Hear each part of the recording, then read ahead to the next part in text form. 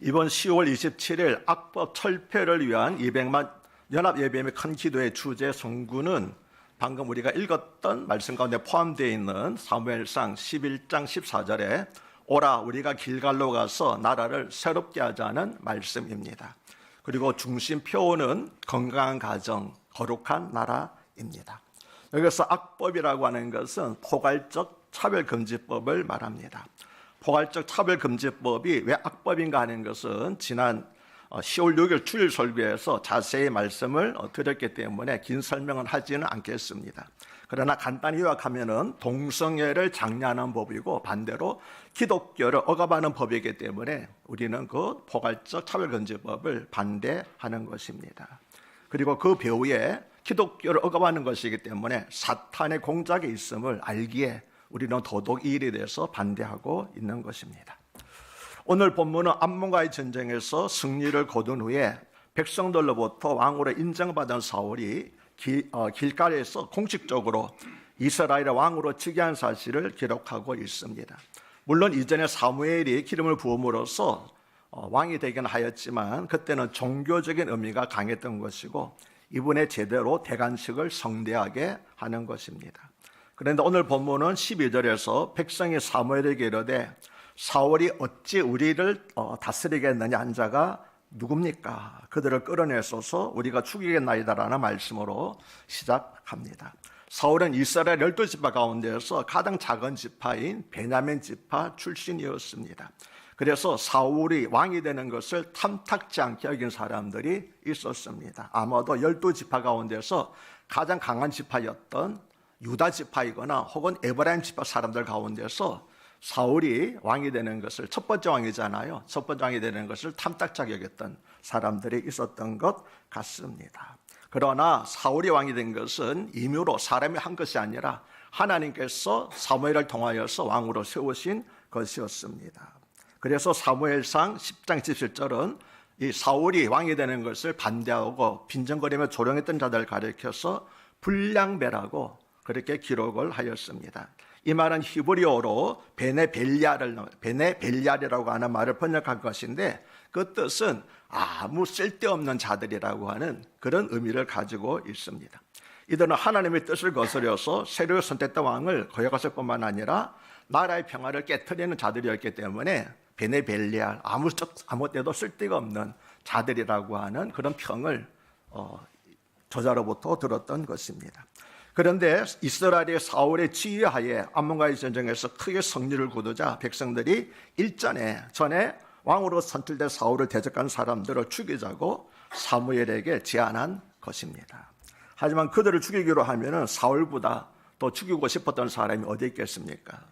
그렇지 않아도 감당하기 어려운 왕의 직분으로 보고하고 있는 자신을 격려해주고 도와주지는 못할 망정 오히려 이 사람이 어떻게 우리를 구원하겠느냐고 하면서 멸시하고 비난했으니까 그들에 대해서 얼마나 섭섭한 마음이 있지 않았겠습니까? 그러므로 이제 그들의 죄를 물음으로써 사울은 그들로 인해 실추된 왕으로서의 자신의 권위를 세울 만도 하였습니다. 사실 왕권에 대항한 자들을 죽이는 것은 역사상 비일비재하게 일어났던 사실이기도 한 것입니다. 그러나 사울은 그것을 반대하였습니다. 13절은 사울이 이르되 이 날에는 사람을 죽이지 못하리니 우리가 크게 승리를 한 이 날에는 하나님의 도움으로 말미암아 암몬 대적을 물리친 이 날에는 결코 사람을 죽이지 못하리니 여호와께서 오늘 이스라엘 중에 구원을 베푸셨습니다라고 말씀합니다. 이스라엘 백성들의 사울을 대적한 사람들을 죽여야 한다고 사무엘에게 말하자 세상적으로 볼 때 그것을 적극적으로 옹호할 사울이 오히려 반대하고 나섰습니다. 이것은 당시 사울이 진정한 왕의 성품을 가지고 있었음을 보여주고 있습니다. 물론 나중에는 타락했지만 그가 처음 왕으로 세울 때는 진정한 왕의 성품을 소유하고 있었음을 보여주고 있습니다. 그는 자신을 옹호하든 반대하든 그들 모두를 자기 백성으로 여기고 편견 없이 대하였습니다. 그뿐만 아니라 사울은 오히려 대적자들의 보호자가 되어 주었습니다. 이것은 사울이 왕으로서의 권세를 사서로이 사용하지 않았음을 보여주고 있습니다. 그런데 사울이 그렇게 하지 않은 이유는 그가 다른 사람에 비해서 자비롭거나 관대해서가 아니었습니다. 그 이유는 단 한 가지, 대적자를 죽이는 것이 하나님의 뜻이 아니었기 때문입니다. 사사오는 제 감정을 하게 되면 얼마든지 죽이고 싶겠지만 죽이는 것이 하나님의 뜻이 아니었기 때문에 그런 반대를 했습니다.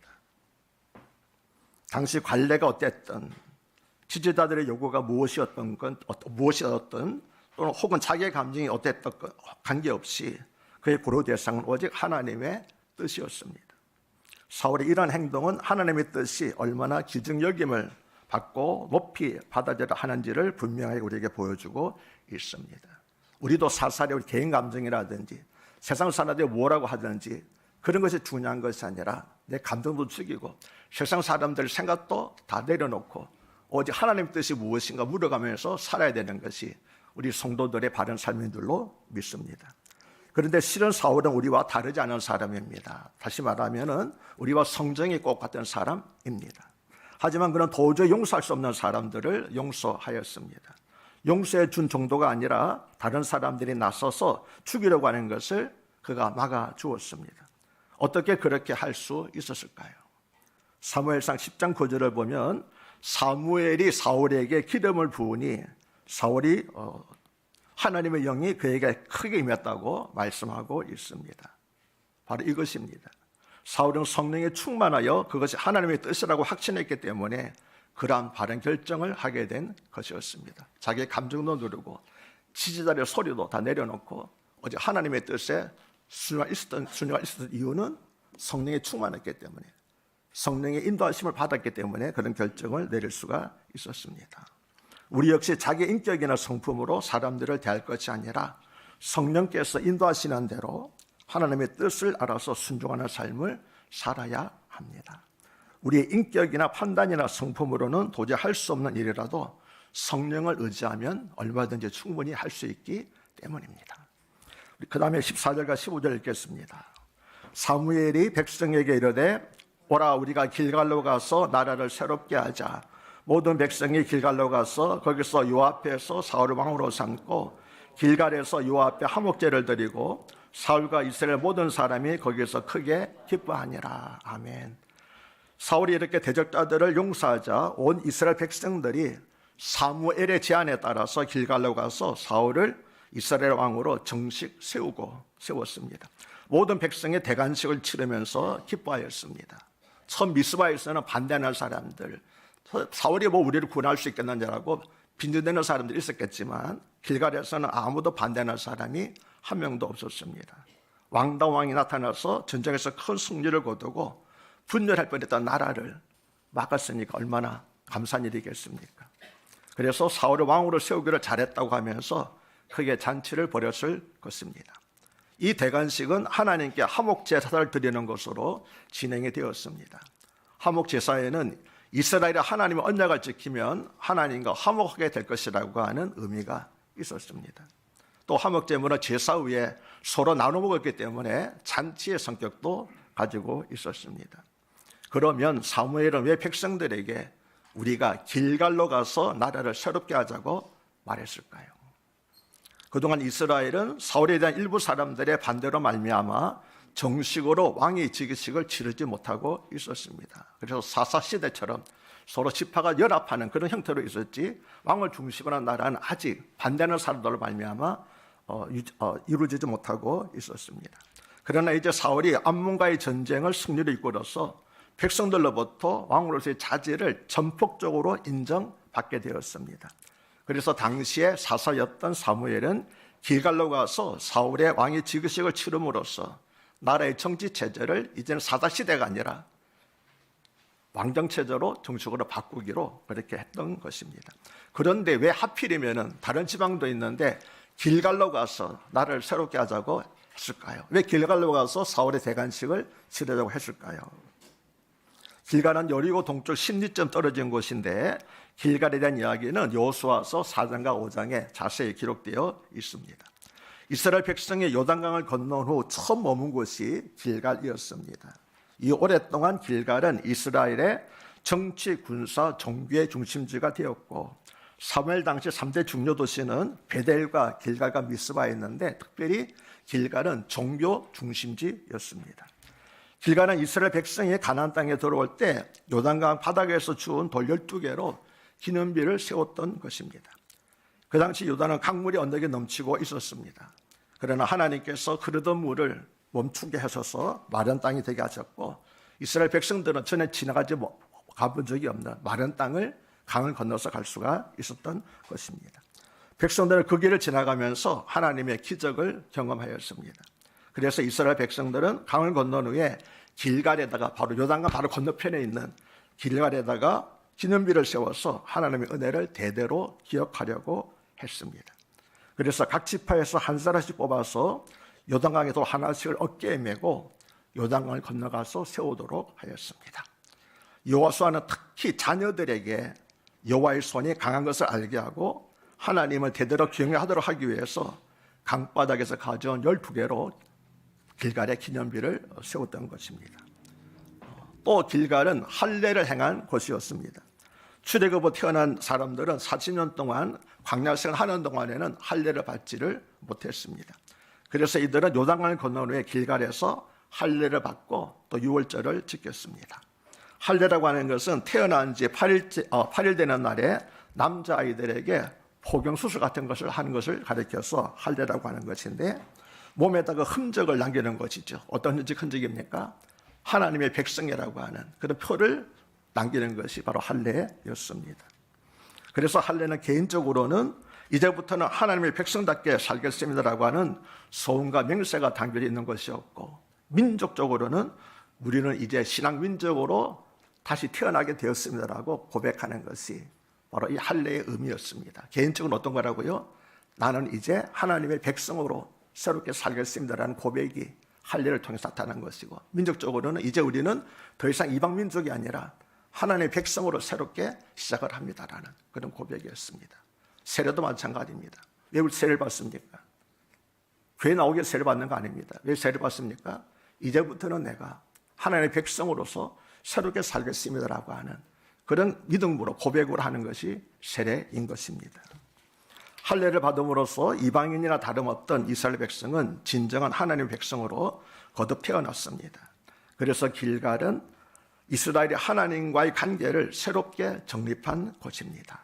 길갈이라는 이름의 뜻은 굴러가다라는 것인데, 애굽에서 노예 생활하던 수치가 다 굴러갔다고 그래서 할례를 받고 난 다음에 이스라엘 백성들이 그 할례를 행한 곳의 이름을 가리켜서 길갈이라고 불렀습니다.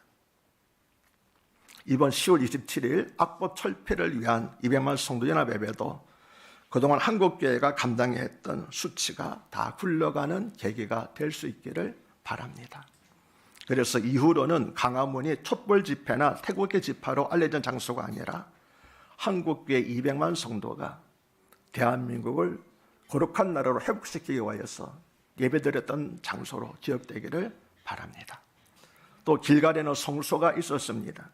길갈이 베냐민 지파의 땅이었기 때문에 처음에는 베냐민 지파를 위한 성소였는데 나중에는 이스라엘 전체의 성소가 되었습니다.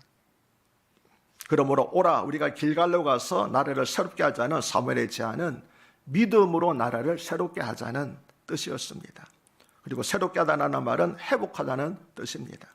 따라서 그것은 나라의 체제를 사사체제에서 왕정체제로 바꾸자는 말 이전에 하나님과의 관계를 바로 정립하자는 의미가 있었습니다. 사무엘은 왕정의 성공을 위하여서 하나님과의 바른 관계의 정립이 가장 우선되함을, 무엇보다도 중요하다는 사실을 백성들에게 가르치고자 한 것이었습니다. 그런데 이 모든 것은 사울의 편견 없는 행동에서 시작이 되었습니다. 편견 없는 행동은 신뢰를 낳습니다. 지도력을 강화하고 공동체를 하나 되게 합니다. 많은 지도자가 실패하는 이유는 자기의 정적을 제거하려고 하는 데 있습니다. 모두가 자신의 집권하면 반대자들을 선대하겠다고 말을 하지만 막상 정권을 잡으면 가차없이 권력을 휘두르고 있습니다. 지금 우리나라 역사가 계속 그렇게 보여주고 있고 세계 역사가 그렇게 보여주고 있지 않습니까? 그는 자신의 능력만을 보여주면 된다고 생각합니다. 탁월한 지도력만 보여주면 사람들이 자신을 지지할 것으로 생각합니다. 하지만 생각해 보십시오. 만일 사울이 자신이 주도적으로 지휘하여서 암몬과의 전쟁에서 이겼으니 이제 자신을 대적하는 자들을 처단해도 된다고 생각하고 죽였다면 과연 이스라엘 백성들이 사울로 내리고 길갈로 내려가서 나를 새롭게 하자는 그런 제안에 찬성했을까요? 또 같더라도 온 백성 마음이 한 마음으로 하나님께 화목 제사를 드리며 그게 기뻐했을까요? 억지로는 했을지 몰라도 마음이 여러 갈래로 나누어지고 말았을 것입니다. 그 결과 전쟁의 승리가 오히려 이스라엘 백성들에게 독이 될 수 있었습니다. 만약에 사울이 자기 생각으로 자기 대적들을 죽였다면, 그런데 죽이는 대신에 오히려 그들의 대적자들의 보조가 되었기 때문에 모든 백성들이 기뻐하면서 정말 왕다운 왕이 우리가 있구나 기뻐하면서 세울 수가 있었던 것입니다. 그러므로 우리도 무슨 일을 하든지 사소한 개인 감정을 앞세워서 행하면 아니 되겠습니다. 자신을 지지하는 사람에게는 모든 일에 간단하게 대하고 반대하는 대적하는 사람들에게는 모든 일에 엄격하게 대한다면 결국 그 모든 분쟁의 대가는 자기 자신이 치르게 된다는 사실을 꼭 기억해야 할 것입니다. 대한민국도 지금은 나라를 새롭게 해야 할 때입니다. 무슨 일이든지 때를 놓치면 불행해집니다. 병도 치료의 시기를 놓치면 악화됩니다. 하나님께서 나라를 새롭게 할 기회를 지금 우리에게 주셨는데 이 기회를 놓치면 정말 안 됩니다. 지금 나라를 새롭게 하지 못하면 우리나라는 오랫동안 혼탁한 이 모습을 지니고 화석처럼 굳어져 갈 것이 분명하기 때문입니다. 그래서 경각심을 가지고 이번이 마지막 기회라고 생각하고 한국교회가 한마음이 된 것입니다. 그러면 나라를 새롭게 하는 일에 누가 앞장서야 할까요? 우리는 정치인들이라고 말하기 쉽습니다. 그래 여러분 잘 아시잖아요. 아주 착한 사람들도 아주 선량한 사람들도 아주 지지받던 사람들도 정치판에만 들어가게 되면 사람 변질되는 거 보셨잖아요. 그래서 우리 정치인들에게 새롭게 되는 것을 기대할 수 없습니다. 그러면 나를 새롭게 하는 일에 누가 앞장서야 되겠습니까? 바로 우리 하나님 뜻을 아는 기독교인들인 것입니다. 기독교인들이 나를 새롭게 하는 일에 앞장서야 하는 것입니다. 우리나라에서는 나라를 빼앗긴 형편 속에서 기독교가 전해졌기 때문에 기독교와 애국이 더욱 뜨겁게 결합되었습니다. 일제강점기의 교회는 애국운동의 본산지였습니다. 그래서 예수님을 믿으러 교회 나오는 것이 아니라 애국운동하기 위해서 교회 나오는 사람들이 많이 있었습니다. 특별히 서울의 상동감리교회는 민족운동의 중심지였습니다. 성동교회를 중심으로 한 민족운동가들을 가리켜서 상동파라고, 상동교회 출신이라 해서 상동파라고 부르는데 백범 김구 선생님도 바로 이 상동파 출신의 한 명입니다. 일제강점기처럼 우리나라에서 기독교인은 곧 애국자였던 것입니다. 이 전통을 이어받아서 성도들은 나라를 위해서 염려해야 합니다. 특히 대한민국은 하나님의 은혜로 세워진 나라가 아닙니까? 강복구 1948년 재헌국회가 시작될 때 이승만 의장이 목상 이은영 의원에게 기도를 부탁했고 의원들은 다 함께 기도함으로써 재헌국회를 개최하였습니다. 그리고 애국가는 당시 찬송가 곡에 하나님이 보호하사 우리나라 만세라는 가사를 붙여 불렀습니다. 작사자는 미상으로 알려주고 있지만 많은 학자들은 기독 청년들이었던 윤치호나 안창호로 생각하고 있는 사람들이 많이 있습니다. 또 북한의 남침으로 시작된 6.25 전쟁은 처음으로 유엔이 연합군을 파견해서 오늘 대한민국이 건재하게 된 사건이었습니다. 그런데 유엔군이 파견되게 된 그 과정을 살펴보게 되면 정말 하나님의 개입이 없었다면 불가능한 일이라는 것을 우리가 6.25 때마다 설교를 통해서 말씀을 드렸습니다. 역사의 교훈을 잊어버리고 하나님의 은혜를 잊어버린 나라는 반드시 망한다고 합니다. 그러므로 우리는 대한민국이 하나님의 은혜를 기억하고 보존하는 나라가 될 수 있도록 기도해야 하는 것입니다. 그것이 바로 10월 27일 200만 성도 연합예배 기도입니다. 그러나 지금 우리나라는 포괄적 차별금지법으로 하나님께 죄를 지우려고 합니다. 하나님의 가장 싫어하시는 동성애를 합법적으로 장려하려는 법이 바로 포괄적 차별금지법이기 때문입니다. 현재 법으로도 소수자 인권을 침해하지 않지만 새 법을 만들어서 동성애를 조장하려는 그런 의도가 숨겨져 있습니다. 예수님은 교회를 산위의 동네라고 하셨습니다. 산위의 동네라고 하는 것은 잘 알잖아요. 이스라엘 나라는 이렇게 다 이렇게 산 위에 산지로 되기 때문에 마을들이 항상 이렇게 산 위에 있었습니다. 그래서 산 위에서 불을 켜거나 아니면은 산에 있는 집들에 하얀 칠을 해가지고 나그네들이 길을 가다가 아 저기 있구나. 그래서 보고 헤매지 않고 제대로 여행할 수 있도록 하는 것이 바로 상위의 동네였습니다. 교회가 그런 역할을 해야 한다는 것입니다. 교회는 세상의 빛과 소금이 되어야 됩니다. 그리고 성도는 거룩함과 화평함을 쫓아 살아야 할 것입니다. 그럴 때 세상 사람들이 선지자의 소리를 경청하게 될 것입니다. 지금 사람들은 뭐라고 말합니까? 기독교들이 뭐라고 그럽니다. 너나 잘해. 목사가 설교하면 너나 잘하세요. 그러지 않습니까? 본이 되지 않기 때문에. 그러나 우리가 바르게 살아갈 때, 세상에서 빛과 소금의 사명을 감당할 때, 마치 일제시대 때 우리 기독교처럼 바른 삶을 나타낼 때 사람들은 우리가 하는 말에도 귀를 기울여서 경청하게 될 줄로 믿습니다. 그러나 지금은 반대잖아요. 너희나 잘해, 너희나 잘해. 이래 그런 말이 듣지 않도록 하기 위해서 우리가 기도함으로써 우리 자신이 바뀌고 이 나라가 바뀌고 교회가 바뀌도록 해야 할 것입니다. 남에게 잘못을 지적하고 개선을 요구하기 전에 성도들이 먼저 하나님 백성답게 살겠다는 길갈의 다짐이 있을 때 나라가 새롭게 될 줄로 믿습니다. 크리스찬 나라 사랑 10계명이라는 것이 있습니다. 누가 만든 것인지는 알 수 없지만 내용이 참 좋기 때문에 마지막으로 이 크리스찬 나라 사랑 10계명을 소개하고 설교를 마치려고 합니다. 자, 함께 읽어보겠습니다. 1. 이 나라를 주신 하나님의 뜻을 분별해 하나님을 경외하라. 2. 나라를 위해 남북통일과 유정자를 위해 매일 기도하라. 각자 처한 자리에서 자기의 본분을 다하여 평등한 생활을 하라. 작은 일에서부터 타인과 약속에 이르기까지 정직하며 내 눈에 들 바를 먼저 생각하라. 내가 먼저 질서본을 보여라. 나누어 가지는 삶을 몸에 배게 하라. 생명을 기여기고 이웃을 내 몸과 같이 사랑하라. 창조 질서와 자연 환경의 보존을 위해 아나바다 운동을 신청하라. 용서와 화해의 마음을 가져라. 주의 말씀으로 자녀를 기르라. 사실 10가지 모두 어려운 것은 아닙니다. 나라 사랑 이렇게 작은 것부터 실천하면 됩니다. 이제 설교를 마치고자 합니다. 지금은 대한민국이라는 나라를 새롭게 해야 할 때입니다. 지금 새롭게 하지 않으면 환자가 치료 시기를 놓친 것처럼 우리도 나라를 새롭게 하는 기회를 영영 잃게 되고 말 것입니다. 누가 나라를 새롭게 해야 됩니까?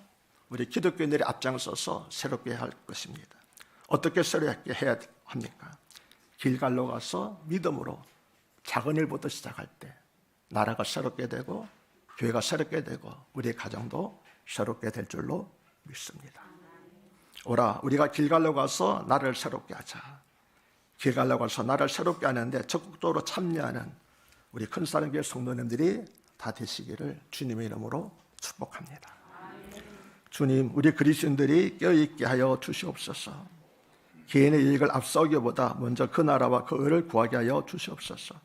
주님, 이 나라를 새롭게 하여 주시고 거룩한 나라로 회복되게 하여 주시옵소서. 예수님 이름으로 간곡히 기도드리옵나이다. 아멘. 감사합니다.